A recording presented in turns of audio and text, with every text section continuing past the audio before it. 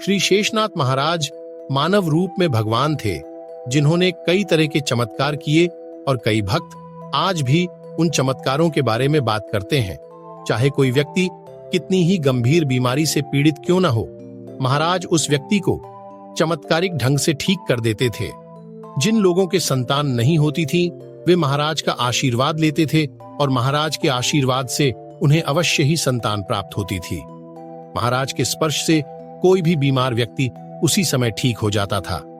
महाराज पशु पक्षियों और पेड़ पौधों से भी बातचीत करते थे, अर्थात महाराज ये सभी भाषाएं समझते थे। महाराज ने कुष्ठ रोग से पीड़ित कई व्यक्तियों को ठीक किया था। यह भी अक्सर भक्त कहते हैं कि महाराज कुएं में डुबकी लगाने के बाद 7 दिनों तक उस कुएं से बाहर नहीं आते थे।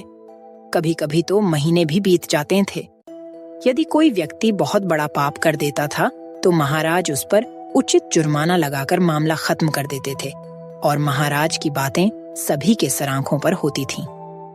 हर गुरुवार को महाराज के आश्रम में हजारों शिष्य जुटते हैं, जिन्हें प्रसाद दिया जाता है और इस प्रसाद को ग्रहण करने से लोगों के दुख और परेशानियां दूर हो जाती हैं। महाराज ने अपने कई शिष्यों के साथ कईयों बार उफनती नदी को सुरक्षित रूप से पार किया था।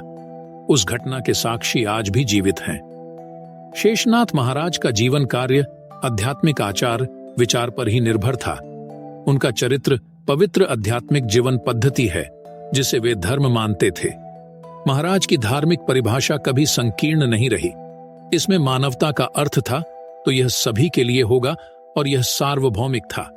महाराज द्वारा की गई मानवीय प्रेम, समानता और सार्वभौमिक भावनाओं के अभेद्य आधार पर आधारित थी और वह विचारधारा परिपूर्ण थी और